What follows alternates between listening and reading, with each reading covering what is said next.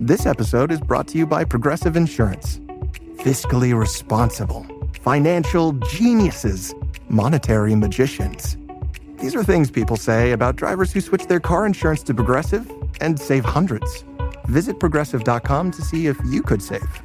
Progressive Casualty Insurance Company and Affiliates. Potential savings will vary, not available in all states or situations.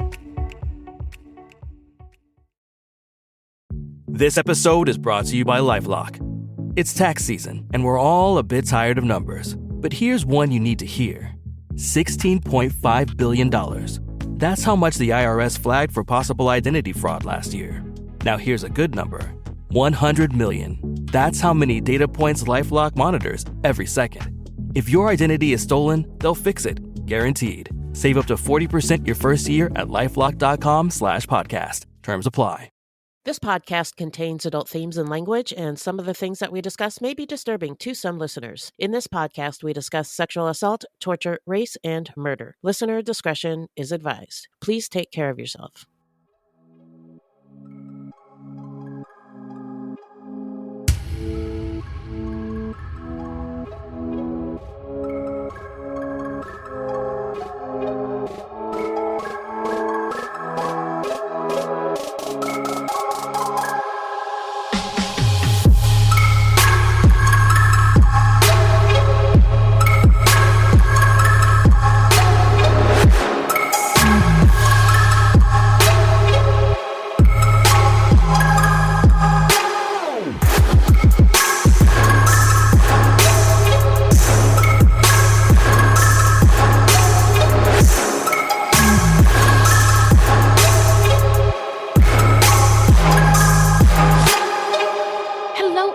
And welcome to Fruitloops. Buiti binafi and bienvenidos, bitches. Thank you so much for listening. Yeah. Fruitloops is a podcast about true crimes committed by people of color and those who are othered and the victims, because there are, believe it or not, systems, institutions, and patterns in society that gatekeep this information. But we're going to give it to you straight, no chaser. The truth is, we're all capable of doing very shitty stuff. Yep. And all victims deserve to have their stories told. These crimes rarely get any public attention because, in the simplest of terms, the news is racist. Allegedly.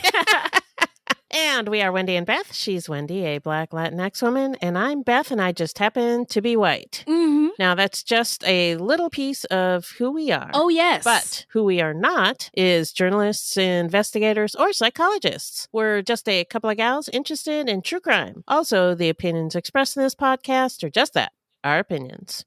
Hello, Fruities. I'm Wendy, and I am delighted to be joined by my co-host, Beth. And Hello. This is Fruitloops. There she is. Fruitloops Serial Killers of Color. And we have a very, very special episode for you today. We are super excited and really hope that you enjoy this conversation. We want to welcome Celisia Stanton, extraordinary wedding photographer, cat lover, and podcast host of Truer Crime on the Tenderfoot TV network. Her podcast we love dearly. I'm sure we shouted it out at least once on our show, but it delves in deep into the complexities of true crime stories with a very fresh perspective.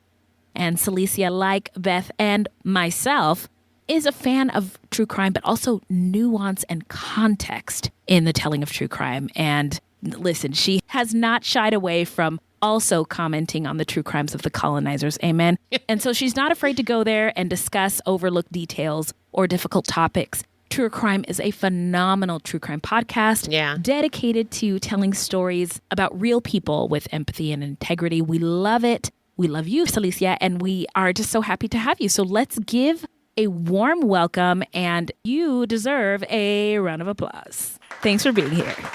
Yes, thank you. Thank you so much for having me. I really appreciate it. I'm so excited to be here and to chat with you both. And it's always so refreshing to get to chat with folks who really do care about the deeper context of these stories and you telling them in a thoughtful way. Yeah. Absolutely. So if you're like looking at your feed right now and you're like, what the hell is going on? This is a crossover episode. Both Truer Crime, Celisia at Truer Crime, and us at Fruitloops have covered the Samuel Little case. Celisia's was her episode 2, so you can go to her website and find the episode there. Oh, wow. And we covered it as a 2-parter in episode 161 and 162. Samuel Little confessed to 93 murders of women from vulnerable populations.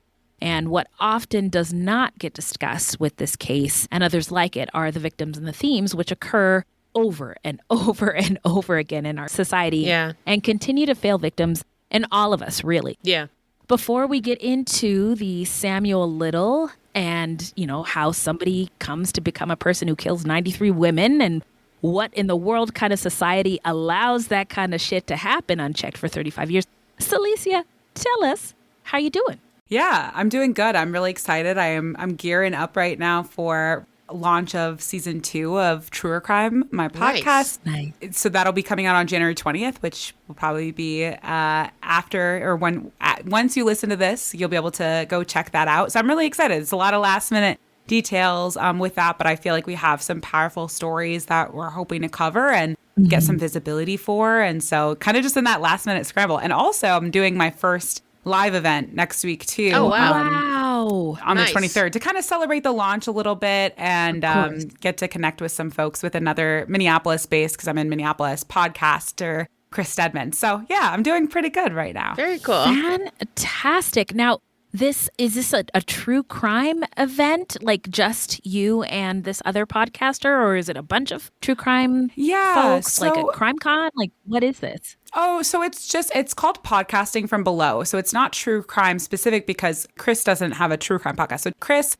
Stedman, he's the host of the podcast Unread, which explores grief, queer friendship, and Britney Spears, actually. What an odd combination. It's a really powerful story about a friend who he had lost to suicide, who had left behind this SoundCloud account with all this music and just kind of him exploring the digital breadcrumbs we leave behind, you could say. Oh, wow. So, it's really important to Chris to kind of speak from the perspective of, the unheard, marginalized people. That's the podcasting from below of it all, similar to the mission of Truer Crime, where we're really, engaging with similar ideas.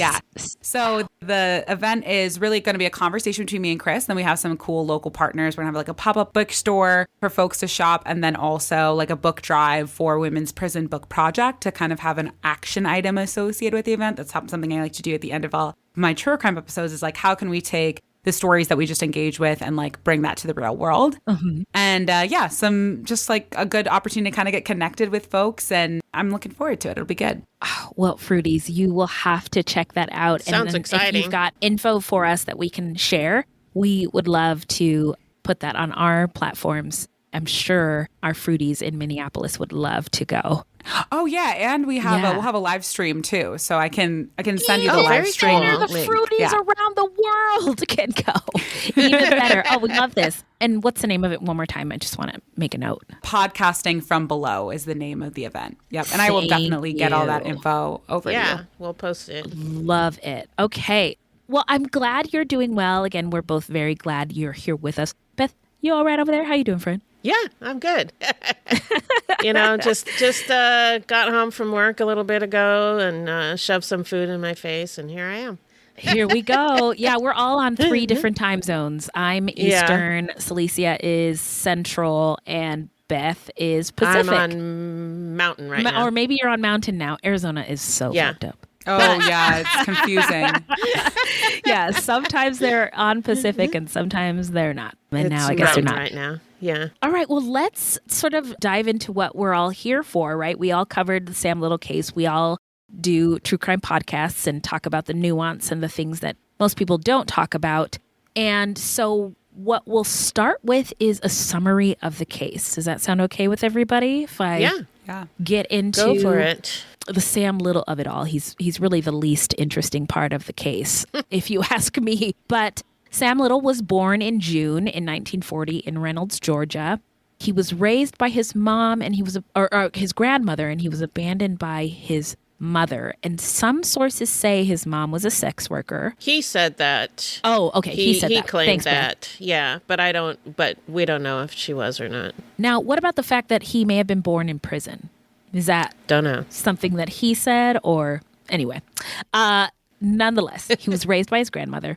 He had a troubled childhood, had some academic struggles and some early criminal behavior, but his crimes were not all just crimes of survival. There were some pretty violent crimes in there. And he also went to prison when he was like 13 years old. Right, the youth authority. He sent to the juvenile reform school. Yep. That's right. That's right. And Celisia, you dove really deep into that in your episode. And I was wondering if you wanted to comment on how that might have contributed to the circumstances that brought us to the Sam Little case. Yeah, I dug into the history of reform schools for the episode that I had done on him.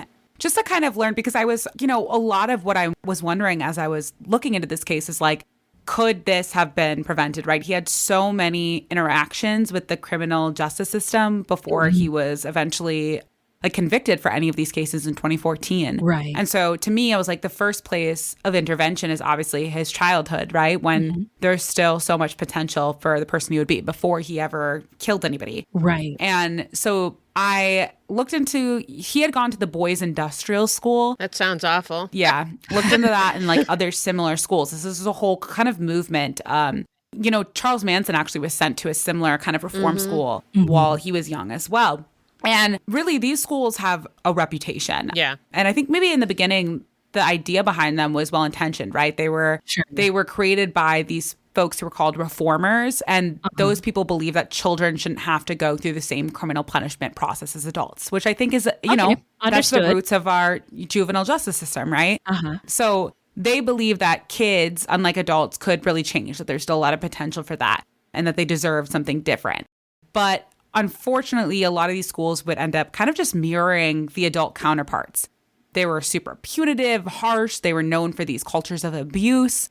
There was one article I had read from the Washington Post where this journalist, Amber Armstrong, wrote that there was no evidence that juvenile residential facilities actually offer anything close to a solid foundation for adulthood or reduce the likelihood of repeat offenses. So they weren't effective. There's not empirical evidence to suggest that they were lowering the instances of crime. Right. And in Samuel Little's case, of course, that's true, right? He offended and murdered folks over and over and over again after this. And I think in general, it is interesting. Just kind of, I was looking into the sort of beyond reform schools, people or kids who are put in the juvenile justice system, what happens to them? I was kind of curious about that. Right. And I found this 2015 MIT study, and it looked at 10,000 young people who lived in Chicago who kind of got caught up in the law, in different instances breaking the law.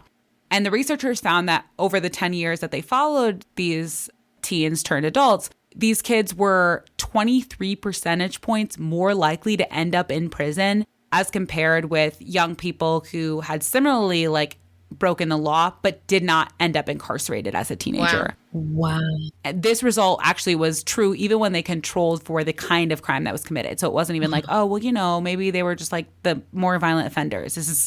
This study would seem to suggest it has something to do with the process of incarceration. And it makes sense because incarceration, it's highly traumatic environment. And especially for a young developing brain. But that's also true for adults too. You see high recidivism rates as well. Sure. Yeah, they get institutionalized. Right. Yeah. That was the word I was thinking. Thanks, Beth. Yeah. So he kind of was in and out of those schools and they didn't seem to make a difference. That's really sad. Yeah. That all of that information is really sad. Those statistics are bleak. Beyond troubling. Yeah.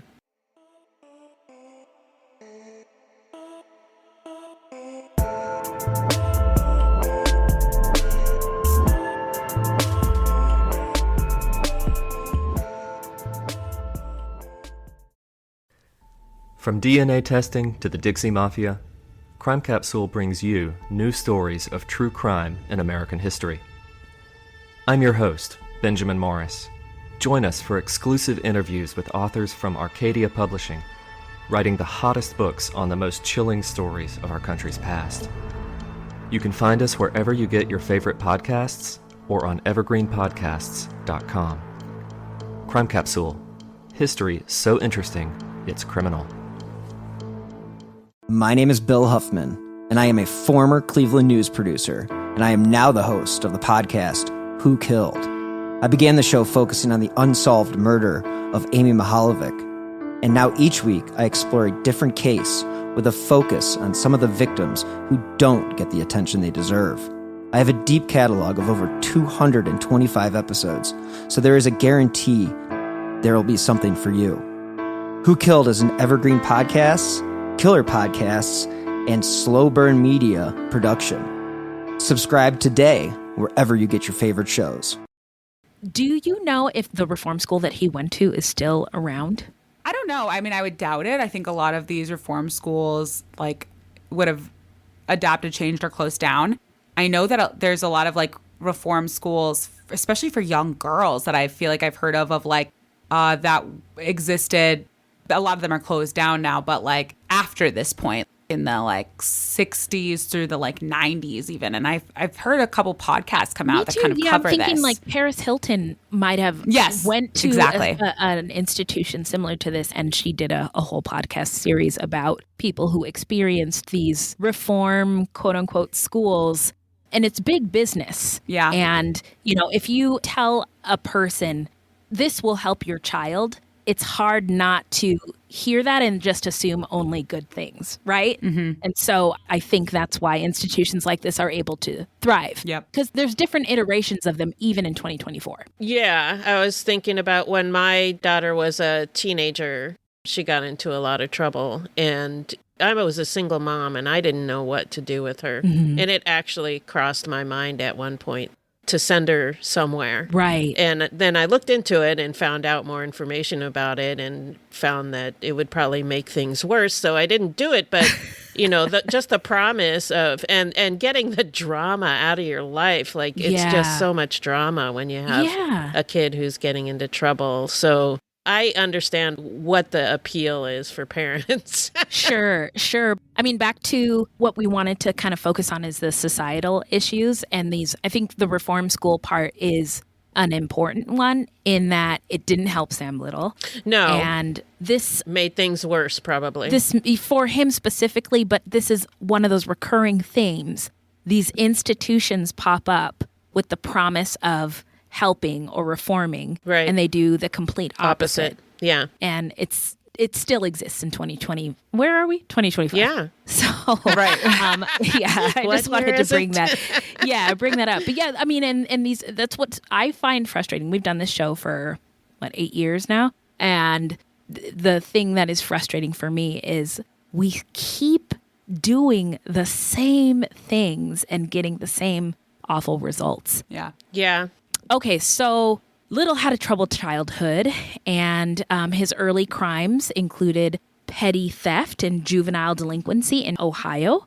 And then he escalated and moved to Florida, where he was arrested more times for things like assault, robbery, and sexual assault. And then he does get imprisoned off and on throughout this part of his life. He goes to prison and he learns things. He learns things like boxing, and he learns things like drawing. He develops drawing skills, which is important, at least to the later on in the story. And cut to the end, Little confessed to 93 murders from 1970 to 2005, but he was only convicted of 8 murders. Another thing that struck me about the case was that he had this accomplice, his elderly girlfriend, Aurelia Jean Dorsey, and she served as his alibi in numerous court cases. And onto the victim profiles. The victims were predominantly marginalized women. They were women of color, Black, Indigenous, Asian women, non-white women. Some of his victims were also trans and disabled, and they were poor and sex workers and people with substance use issues. And his modus operandi was strangulation. Often the medical examiners, when Beth and I commented about this on our episode, is that the position of medical examiner is one that is left to the municipalities. And sometimes they don't have enough money to pay a qualified medical examiner. And so the person who is finding these bodies and determining the cause of death may not really be qualified to do so. And so many of Little's known victims, their murders were misclassified as overdoses or accidents or natural deaths. And if you would like the names of victims, I think Fall Lines episode back in 2020 did 3 comprehensive episodes about all of the known victims of the Sam Little case. Wow. And they did an excellent job. We all know Fault Lines is fantastic. Yeah. But anything to add there, Celisia, about the victims before we get into how the case was solved and that Texas Ranger? I think you covered a lot of it. I think the only other thing that kind of stood out to me is just like the fact that it wasn't like he committed all these crimes and like they never were on to him. It was like there were multiple times where people had pointed the finger at him. Mm-hmm. And basically he kept getting away with it over and over again and kind of like making up stories, making up lies. You did mention he had this kind of like accomplice who was helpful for that, but also he would kind of target these sex workers and say, oh, they were trying to trick him. Yeah. And, get over on him. And somehow it would be over and over again. He would just manage to kind of like slip out of a sticky situation and kind of continue. Yeah. And I think that that's just really wild. He also moved around a lot. He lived in a lot of different states. And I think that helped in keeping him from getting caught. Yeah, I agree. It kind of reminded me of Beth and I interviewed a serial killer, and it was a mistake in our career. We regret doing that. But when he described his acts, he said, I knew I wouldn't get away with it. Similar to what Little said, I knew I wouldn't get away with it. And he was a truck driver. And so he would describe that he would commit a murder in one jurisdiction and then drop the body off in another, and then it wouldn't get found. And that leads me to one of my themes is that because he moved around so much over so many years, the messy hoedness of law enforcement and not sharing information with each other sort of, I think, contributed to this prolonged series of harming people on the part of Little. Yeah. Well, and I think it might be helpful. I can kind of like tell a little bit of details about one of the cases that he was almost prosecuted for and kind of how it fell apart, because I feel like it's a little bit telling of like what was happening over and over again. I think that this case kind of mirrors the others. So there was a time in 1984 where he was caught assaulting and strangling a woman in his car. Like he was literally caught doing it. Yeah. Mm-hmm. So obviously he was arrested, he was charged, and then investigators actually connected, because they had caught him doing this, they connected this assault to another attack where a woman had basically been attacked by an anonymous person. We know now it's Sam Little. She played dead, and that's how she managed to survive and get away. Mm-hmm. And her attacker had attempted to strangle her. So when investigators had caught him assaulting and strangling this other woman, they're kind of connecting the dots. Oh, this is very similar to this other case. Mm-hmm. So Sam does kind of what he always does in these situations. He says, like I was saying before, these women, they're sex workers. They're trying to manipulate him. They were trying to steal his money. Mm-hmm. Then there's a trial, though, because they literally caught him. Mm-hmm. And one of the women actually admits during the course of the trial that she hadn't actually been truthful with the police, that she was a sex worker. She didn't reveal that to police. And the other victim survivor, because remember there was these two cases, doesn't show up to testify in court. And then she also has a drug addiction. And so that's also kind of playing into things as well. Mm-hmm. Also her, like kind of the absenteeism. And then she just kind of stops working with the prosecution entirely. And so in this case, the jury only finds him guilty of one charge, which is false imprisonment. They acquit him on the kidnapping and sexual assault charges. He gets 4 years in prison, but he only actually serves a year before he's let out on parole. And I wanted to highlight that case because I'm like, this is an example. He was literally caught. He was literally caught in custody doing this. Yeah. And because of his choice of victim, the judicial system, could ignore it. Right. Yeah. Yeah. Exactly. One of the things, I just thought of this, and Beth, thank you for bringing up that wonderful point. Sam Little was caught in 2018, I think, and I think he died in 2020. 2020 was a big year for Americans. And I think he was convicted in 2014. Oh, okay, 2014. Okay. But he died around the time, I'm just thinking, do you remember the Gabby Petito case and the subject of missing white woman syndrome? And at the same time, there were many Black and brown people who had gone missing and murdered, but in particular, Daniel Robinson, who went missing at the same time that Gabby Petito did. And this theme of white victimhood and how much value society and the media places on it and how that sort of contributes to the interest in white crime and white victims and detracts from the lost lives and victims who are not mainstream. I was just wondering if you had any thoughts on that, or if we can discuss that a little bit. Yeah. I mean, I think that like Samuel Little knew exactly what he was doing and targeting primarily Black women. There were other women of color, but it was primarily Black women and, you know, like sex workers and folks with drug dependence issues. And he knew it because he literally would say while in prison, essentially, that, you know, he kind of targeted these people because he thought that nobody would care. Nobody would miss them. Yeah. Exactly. Yeah. There was one journalist that he had spoken to in an interview with prison. Her name is Jillian Lauren. And this is a quote. This is what he says to her. "I never killed nobody like my smart baby here," referring to the journalist. "I never killed no senators or governors or fancy New York journalists, nothing like that.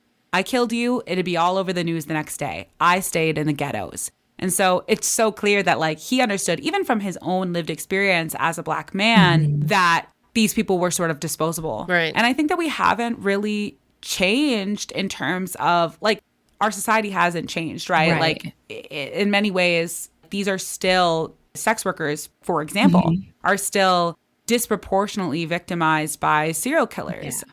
I'll have to pull the exact number, but it's something like 43% of all known serial murder victims in like the most recent year that this data is from are sex workers, which is just insane because, you know, sex workers make up such a like pretty vanishingly small percentage of the population. Right. Sure. Yeah. Yeah. That's wild. Oh, I found it.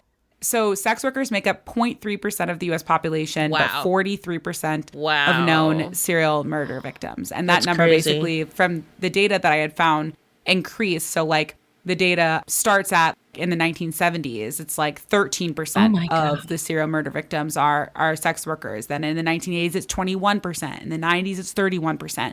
Now we're at 43% by the first decade in the 2000s. Wow. That's I don't even know what to staggering. say about that statistic. Yeah. It makes me think of all the other statistics that clearly show that there is a disproportionate amount of harm perpetrated on the most marginalized or oppressed of our society, period. I mean, Indigenous women have ridiculous astronomical murder rates. And knowing these statistics, I feel like should be a cause of concern, alarm, and action, but yet and still it doesn't quite seem to be. Gosh, that statistic just broke my heart. I don't even know what to say after that, Celisia. I know, it's so shocking. Oh, it really that is. was good information, but man, oh man, is it depressing.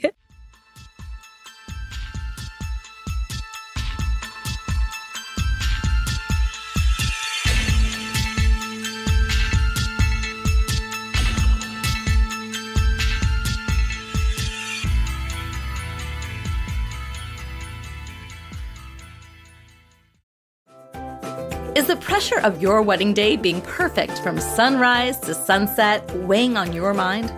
Planning a wedding is stressful. But guess what? We are here to help. On the Bridezilla podcast, we celebrate love and help you plan your wedding day. We're all about keeping it real and having fun every step of the way. So whether you're just starting to plan or counting down the days, we're here to help you stay cool, calm, and collected. We have expert tips and amazing guests, like wedding dress designer Haley Page. Let's get this party started and embrace your inner Bridezilla. Listen to Bridezilla wherever you get podcasts or visit us at thebridezilla.com. Hello, this is Gary Chahot welcoming you to check out the French History Podcast. Our main show covers the history of France from the first humans until present. If you liked Mike Duncan's The History of Rome and wanted a similar program covering the land of beauty, culture, and love, we are exactly that. We also host world-renowned scholars who have delivered guest episodes on their specialties, including 18th century pirates, revolutionary booksellers in 20th century Paris, the special friendship between the Marquis de Lafayette and Thomas Jefferson, and numerous others. Learn what you love and listen to the French History Podcast today.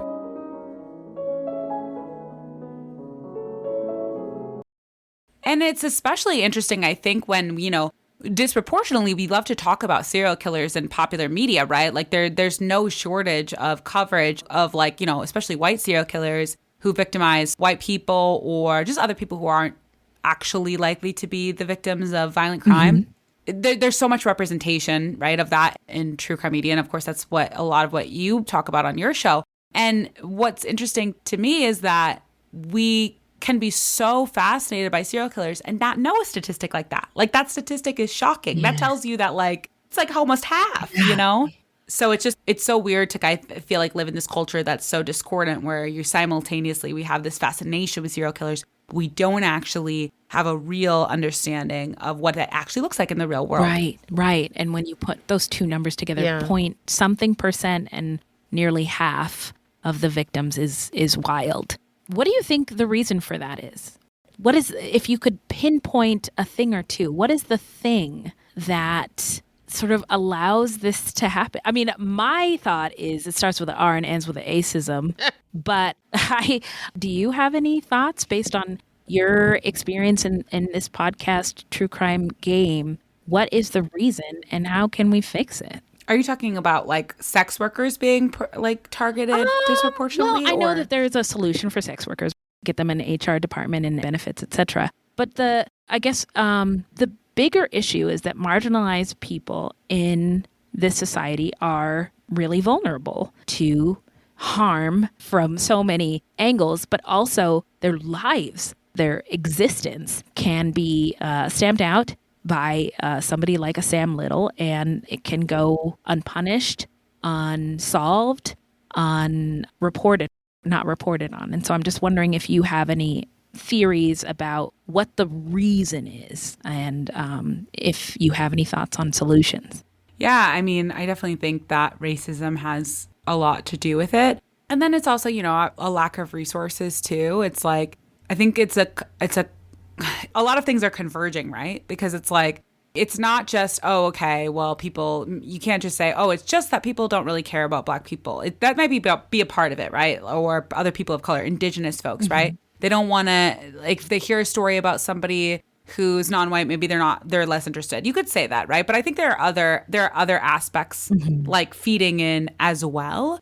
I think that if you look at Indigenous populations, Black populations, Latino populations, you have disproportionate amounts of poverty and a lack of access to resources and all of these things based in the history of our country and all of the after effects of colonization and enslavement and all of that. We're still feeling the echoes of those things today. And so I think that plays in too, because it's you think about it, even the sex worker statistic we were talking about, it's according to FBI crime data, nearly 40% of adults arrested for sex work were Black folks. So it's there's a connection here, right? It's and why do people go to sex work? Because they need the money, Right. For the most part. And of course, there's diversity of experiences, and some people, feel really good about the work they're doing, and then some people feel like this is what they have to do, and there's a level of desperation to it. And so for me, there's a lot of deeper root issues that have to do with how our society is set up and who has access to resources and who doesn't. And it doesn't feel as simple as just if people just, cared about stories about Black or Indigenous or Latinx victims, I think that, yes, that's part of it, but it's also the rest of it too. And then I think it's what are the stories that media creators are thinking that people are going to be interested in. It's a self-fulfilling prophecy if you say, Gabby Petito's story, which obviously what happened to her is awful and tragic. Absolutely. But when you say Gabby Petito's story is going to resonate with people, and a story about somebody else, who was it that you said actually? Daniel Robinson. Yeah, Daniel Robinson's story isn't going to resonate with people. There's an assumption on the part of media creators that that's true.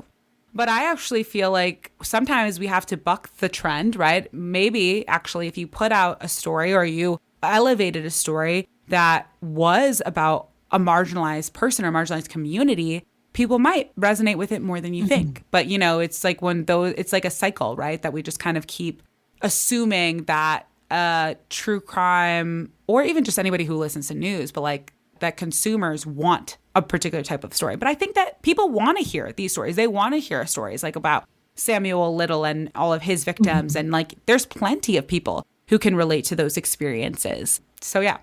I don't have an idea on the solution because I think that the solutions are so many. Yeah, yeah. And it depends on Pick one. Give people what they need. Talk about it. Educate. Yeah.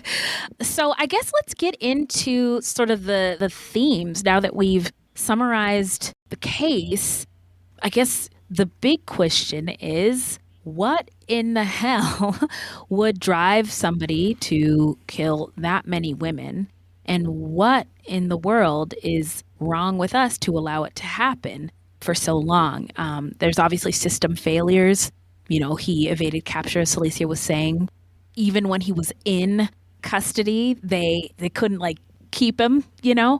And, you know, he talked about how this was very intentional, his plan to target the women that he did, knowing that he could essentially get away with it. And he seemed to be aware of jurisdictional issues, the messy hoedness of it all. And bias and prejudice, as Celisia touched on, obviously plays a part.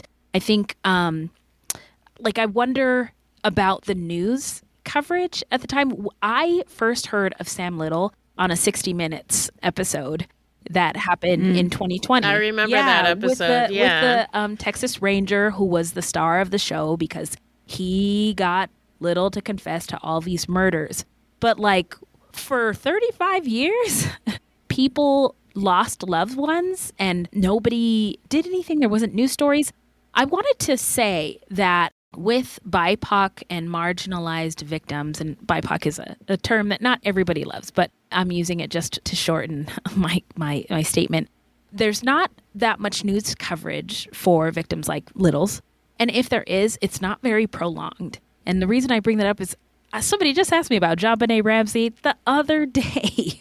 And not to say that, again, what happened to JonBenet is not tragic, and the story, I think, is captivating, what we know about it. But so are these other stories. And it just breaks my heart that these other stories don't have the staying power in our news cycle like the JonBenets or the Gabby Petitos. And I think that is... Well, I think part of the problem with this story is the victims sometimes were not even identified as victims. Yeah, that's true. They were, you know, like you talked about the Emmys, saying that the victims had died by accident or there was natural one death or victim that was beaten, and I think they said she died of and raped. I think too, natural causes, which was just absolutely and she insane. was naked. Yeah, what like craziness? Yeah. So some of these victims, or a lot of them, were not even identified as victims. So you know, it's not going to be a true crime story if the victim is not identified as a victim. You're right.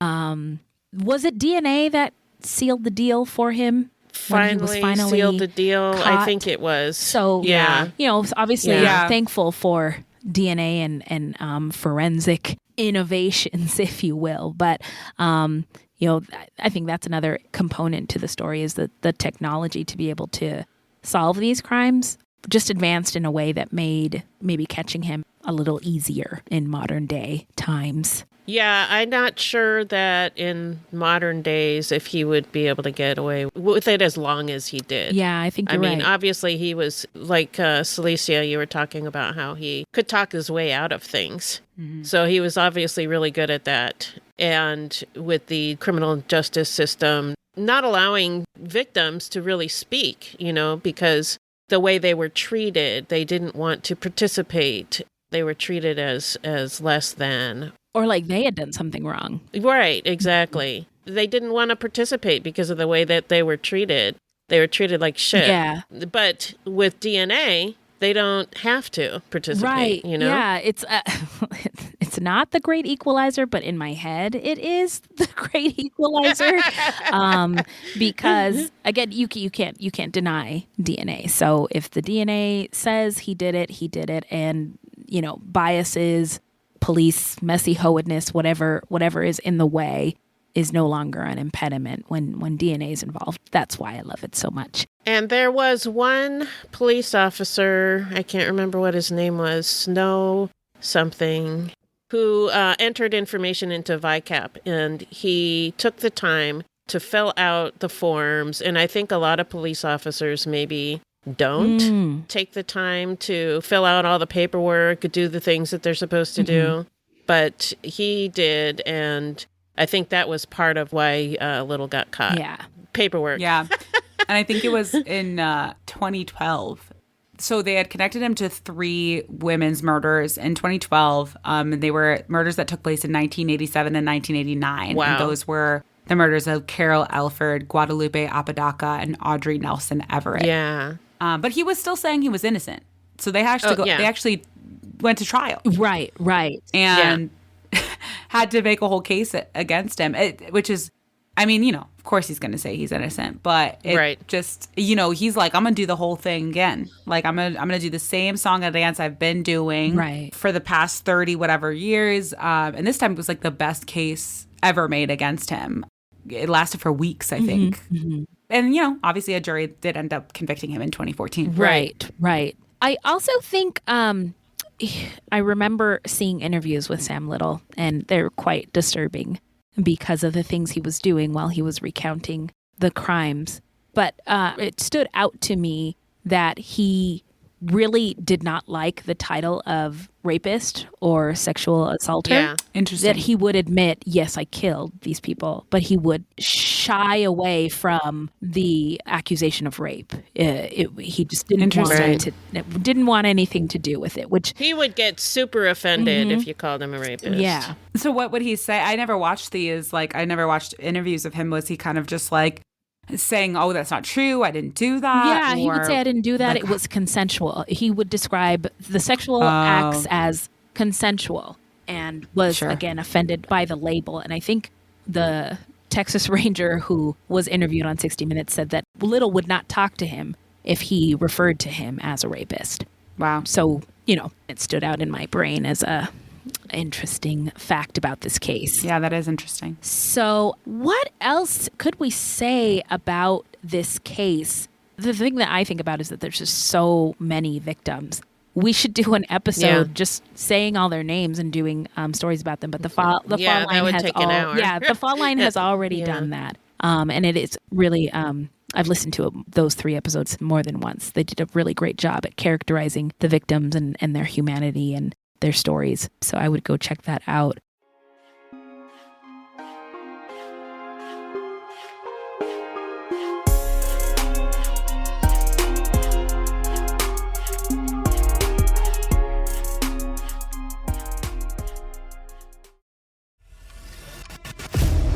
"24 hours ago, I found out the person I'd been dating and seeing for the last 6 months as a con man." That is my sister Emma. Andrew Tonks's lies had been so convincing, she'd invested $300,000 with him. However, the tables were about to turn on Andrew. What he didn't know was that Emma had discovered his real identity. But to get any chance of justice, Emma had to act like it was business as usual. Coming up in this series, and that's when murder, all this stuff goes through my mind. I'm really, really scared. I'm assuming Sarah has watched too much Netflix and figures I've been defrauding you. Couldn't be further from the truth. That's what this was, a real life story that seems so unbelievable, but it was actually true. A true story that all starts with one simple swipe to the right. I'm Sarah Ferris. And I'm Emma Ferris, and this is my story, Conning the Con.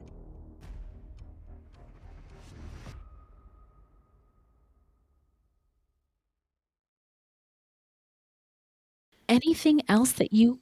So something else interesting about this case, well, I think what captured a lot of people's attention was the drawings that he did. So he learned to draw in prison. Oh my God, I can't believe we didn't talk about this. Then, and then when the Texas Ranger was talking to him, he eventually started confessing. And he would draw pictures of the women that he killed. He had apparently a very good memory, and I think he thought about these victims a lot. He would replay the murders in his mind because he enjoyed that, and that's gross. But so he would draw these pictures of the victims, and then they would go and look for the victims. He would say, I killed this woman in this town, and her name was such and such. Here's her picture. And then they would go and try to find a victim that matched. And they found, I think it was like 50 confirmed victims. And I believe the FBI still has all of the pictures photos on their website so that people who are missing loved ones or have been for decades can go and see if one of their loved ones is in the photo array or not. But yeah, it's just they're drawings, not photos. Yeah. And the drawings are renderings from Little's memory, so they're not entirely accurate. Right. They're cartoonish. Yeah. And they're what he remembers of the victim. So like giant lips or something like that, you know. It's what was important to him, whatever fucked up thing was important to him. Mm-hmm. Yeah. And I think the drawings themselves kind of reveal some of the ways in which the patterns that we saw in this case are continuing to play out.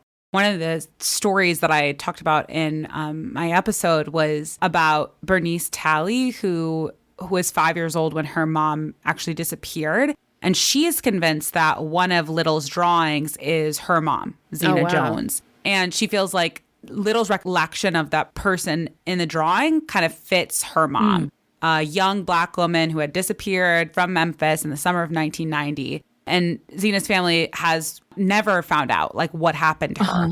But what's interesting is that Bernice said that even now that she's like, okay, I think this is my mom, there's still a lack of answers. Yeah. And Bernice told the Washington Post that the FBI did come interview them and pick up a few photos of Zena, but they never heard from them after that again. Yeah. Like it was just, that was it. That's ridiculous to not kind of follow that lead further. And I think that is a recurring issue in this case, is that law enforcement for 35 years, there was a lot of opportunities to maybe look a little bit further, ask a couple more questions, even talk to the victims' families. And they did not see the need to do that in every case. So that pisses me off, but here we are. I think, he was convicted. He's dead now. I think they've probably lost interest, even though for a lot of the victims' families, it would bring a lot of closure. I don't know what the word is. Not even closure, but just some sort of end to it. I don't know what I'm trying to say. Hey, but I think you're doing great. I think you're doing great over there. You had a long work day. It's okay. You don't have to be Einstein. I did. I'm tired. But yeah, I think for the victims, it would be good for them to know, or not the victims' families. Yeah. If they could just know, is this my mom or is it not? Yeah. I can't imagine what that would be like to just never know. Yeah. Or to just feel like there's some investment that, to have someone come by, pick up a few photos, but then like not never follow up talk to them again. Yeah. It's just, it's kind of like a slap in the face. It just feels like there's no investment. And I get that they're probably pretty busy and have a lot of things on their caseload, but it's real people. And so, yeah, definitely upsetting. Now, Celisia, do you know when Zena, when the FBI visited her and her family and picked up those things? I don't know when they picked up the photos, but I do know that a police lieutenant at the Memphis Homicide Bureau did comment on it for the article that to the journalist who had interviewed Zena, and they said that they kind of blamed the investigation slowing down on the COVID-19 pandemic. So maybe there's been some updates since then. But I think also the other thing is like she had been missing for over 20 years before 2020. Right. So there's a lot of time before that. And also he was sentenced in 2014. So that's, quite a few years before 2020. Right. Okay. Yeah. Okay. Just curious. Yeah, the Sam Little case is one that our listeners wanted us to cover for a very long time. And we finally did it. It took us weeks to research and weeks to record.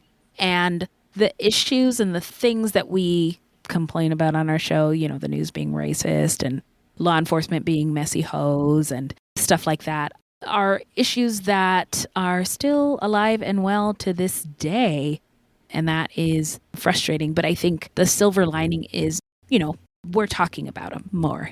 And there's more nuance and context injected into the conversations when we're talking about these victims and the circumstances that led everybody to the positions that they're in, the victims and also the perpetrators of these true crimes. I don't have any other theme ideas to talk about. Celisia or Beth, do you have any other societal ills or issues that the Sam Little case makes you think of that you think we should talk about or our listeners will want to know about? Listeners of Truer Crime or Fruitloops? Or did we cover it all? This is a comprehensive podcast. There never has to be another true crime podcast ever again. Yeah, no, I mean, I feel good about the pieces we talked about. I mean, I think that, for me, what really stood out was the fact that, there's this disposability of these marginalized people, these, sex workers, women of color, and how like our media, law enforcement, and public perception plays into all of that. So I feel good about kind of going through all that. And I do think that it is really promising. It's like, we could even have this crossover episode where we both covered it, and then we could talk about the Fall Line who's covered it. And, I think to try to bring some visibility to these stories is really important. I could not agree more. Yeah. That's why we're such huge fans of yours and the work you're doing over there at Truer Crime. It's very kind. We cannot wait for season 2 to drop. And what was the date again? Yeah, so season 2 will be premiering with 2 episodes on January 20th. Yes. And actually, January 20th is Martin Luther King Day. It's also Inauguration Day. We can Martin Luther King Day. Forget about that.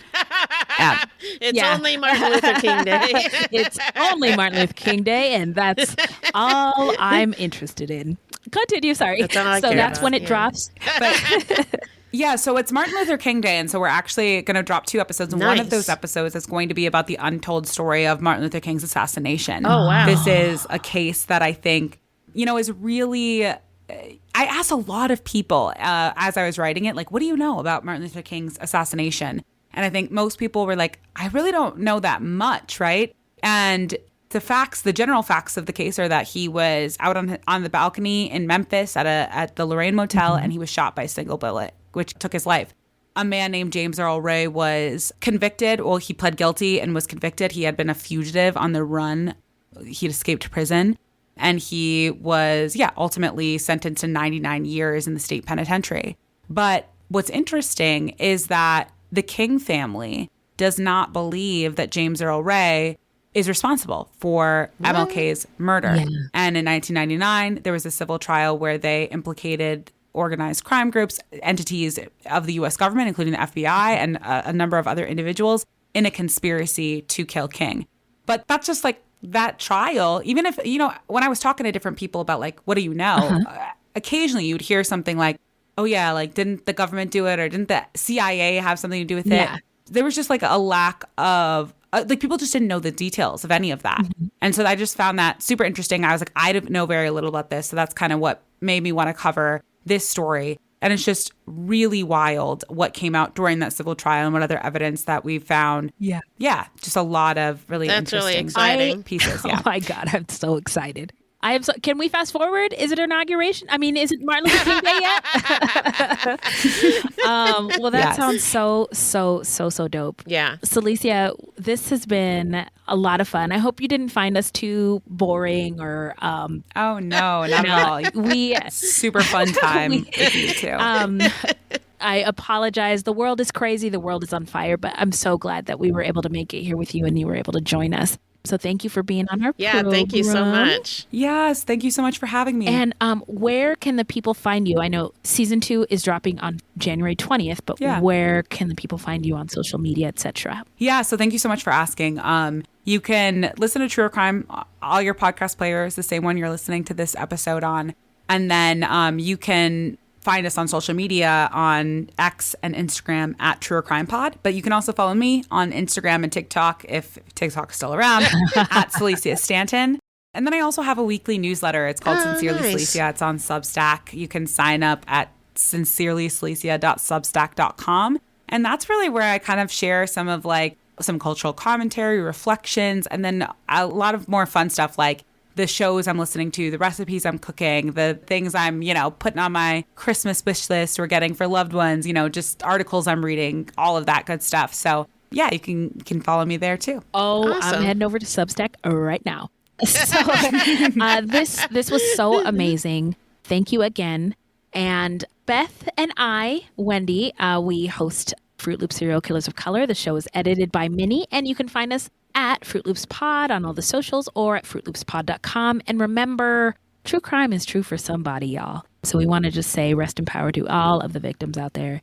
And look alive, y'all. It's crazy out there.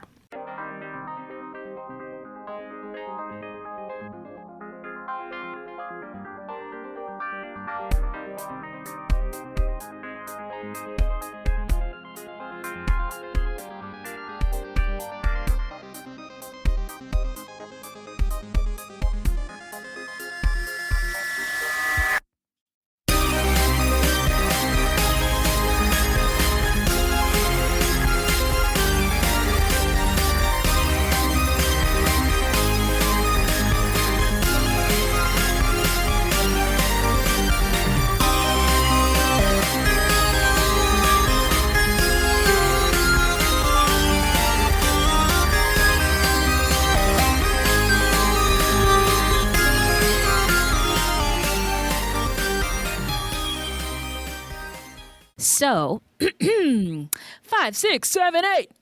Okay. Beth, I was going to tell you, I'm not in cabin studios anymore. We left the cabin. We're not in the wild anymore. Oh, you did? Where are you now? We're at an extended stay, and I'm recording in the bathroom under a comforter. Okay. Oh my goodness. That works. Our house got shot up, Celisia, when we lived in Atlanta. Yeah, my babies were in the living room, everything. So we said, fuck it. We put the house up for sale, and now we're looking for a farm. So, yeah. So, wow. So super different. Super different, super unconventional, but hopefully we'll find our forever home soon. Yeah. Okay. So are you in Atlanta area still, or? Nope. Left the state. Didn't even kiss it goodbye. Wait, did you say murdered? Murdered. Sorry, murdered. Oh, I was like, whoa, were you? Okay. Oh, I was like, oh, slang. Okay. Sorry. Sorry to cut you. I was like, he murdered people. Okay. I'm not very good at speaking. Wait, you're a podcast. Not like you guys. No. I know. That's why you speak all the time. This is my smart friend. But I'm nothing without her. I'm good at ruminating, but I'm not so good at speaking. And that's it. All right. We did it. We did it an hour exactly. Look at us. Wow. Awesome. So thank you so again. much. Yeah, thank you. It was so wonderful to meet you and Yes, wonderful to meet you too. And Beth, have fun over there in Arizona. Love you. Love you too. I'll get this audio on the drive. Bye. Take care, everybody. Okay. Have a good night. Bye-bye now. You too. So when the scammer uses the hypnotic method of building rapport, then they create dysfunctional, delusional reality. That's how a scam begins, convincing the mark that it makes perfect sense to hand over their money to a con artist. The Scams and Cons podcast tells you how scams are run. You'll hear how people are convinced to buy fake art, buy machines that print money, or steal your house.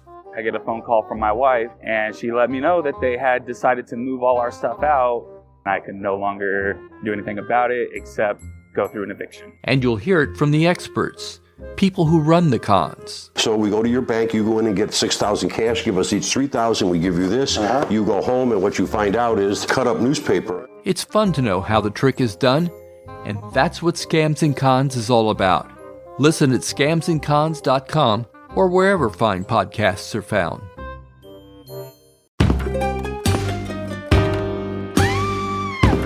Hi, I'm Sean McCabe. And I'm Carrie McCabe. We are, well, married, obviously, but we're also obsessed with the darker side of things. True crime stories, alien abductions, poltergeists.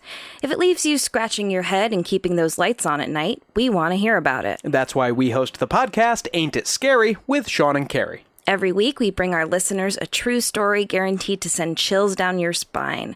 From history's most brutal serial killers to the mystery of spontaneous human combustion. Yep, lots of these stories leave unanswered questions behind, and you'll get to poke through the rubble of the evidence with a hardened skeptic and someone whose mind is more open to fun. Yeah, that's what I was gonna say. You can find Ain't It Scary with Sean and Carrie wherever you get your podcasts, and on social media at Ain't It Scary. Come play with us.